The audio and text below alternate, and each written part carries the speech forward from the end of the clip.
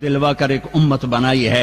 मैं तुम्हें अल्लाह रसूल का वास्ता देता हूं, फिरकों में मत बटो, फिरकों में मत बटो, फिरकों में मत बटो। के साथ क्या कर रहे?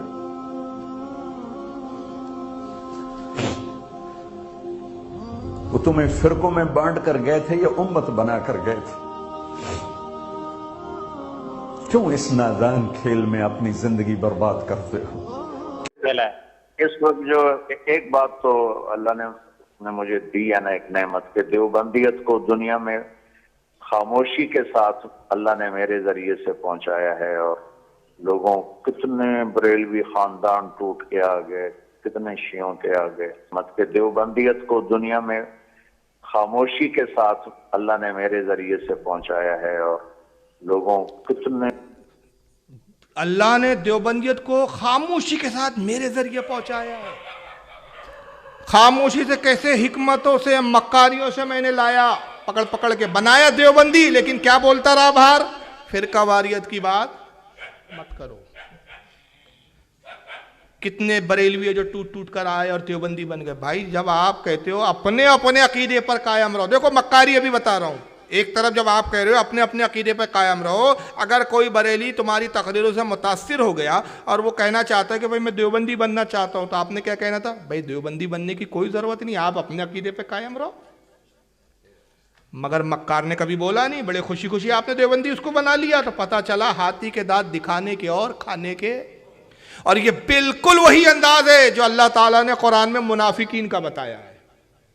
सब कुछ कुरान में मौजूद है, बस पढ़ने की जरूरत है। पारा 1 सूरह बकरा आयत 14। मुनाफिकीन की फितरत कुरान बताता है, वही पूरी हुबहू फितरत इस खबीस के अंदर मौजूद है। अल्लाह फरमाता है वाइज लकुल्लज़ीना आमनु क़ालू आमन्ना वाइज़ा खलौ इला शयातीनिहिम क़ालू इन्ना मआकुम इन्नमा नहनु मुस्तहज़िऊन। अल्लाह फरमाता है मुनाफिकीन के बारे में कि जब ईमान वालों से मिले तो कहे हम तो ईमान लाए और तुम्हारे साथ है। ईमान वालों से मिले तो क्या कहे? हम ईमान लाए। और जब अपने शैतानों के बीच अकेले हो तो कहे कि हम तुम्हारे साथ हैं। शैतान से मुराद या कुफ्फार है। जब काफिरों के बीच जाए तो कहे हम तुम्हारे साथ हैं। ईमान वालों के बीच आए तो हम तुम्हारे साथ हैं। तो वहां क्या कर रहे थे ईमान वालों के बीच? तो अल्लाह फरमाता है इन्नमा नहनु मुस्तहज़िऊन, हम तो मुसलमानों के बीच हंसी मजाक ठट्टेबाजी के लिए गए थे, खेल रहे थे उनको। हकीकत में तो अंदर से हम काफिर हैं। यही तारिक जमील की है। सुन्नियों के बीच आएंगे, सुन्नी बने रहिए, फिर कवारियत की बात। अपने अपने अकीदे पे रहो आप, माशाल्लाह रहो, दरगाह पे जाओ, फातिहा दो, गुंजाइश रखो। और फिर अंदर से मैं तो देवबंदियों के, अपने बुजुर्गों के अकीदे पर हूँ, देवबंदियों के अकीदे पर हूँ, कायम हूँ मैं।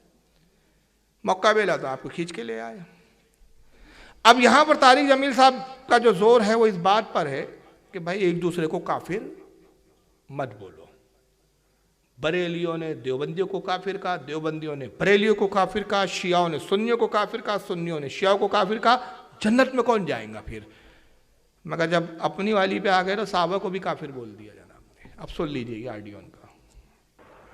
ये भी सुन लो कि तक सहाबा को काफिर कहने से आदमी काफिर नहीं होता। ये अपने ही अकाबिर के फतावा में मैंने पढ़ा है। एक आदमी कहता सारे सहाबा काफिर थे, इस पर इसके कुफर का फतवा नहीं आया। सहाबा को काफिर कहने से आदमी काफिर नहीं होता। अबू बकर सिद्दीक काफिर है, बोल लो, कोई प्रॉब्लम नहीं, तो पक्के मुसलमान बने रहोगे। अबू बकर को तुम काफिर बोल दो, वो काफिर हो सकते, तुम काफिर नहीं हो सकते। तुम तो बहुत बड़े सुरकाब के पर लगे तुम में भाई। हजरत उमर को काफिर बोल सकते हो आप, कोई प्रॉब्लम नहीं। और तारिक जमील ने एक बात बोली, मुंह से निकल गई, उसकी हकीकत जबान पर आ गई कि साहबा को काफिर कहने से उसके कुफ्र का फतवा नहीं आएगा। ये मैंने अपने ही अकाबिर की किताब में पढ़ा है। ये जुमले सुने ना आपने?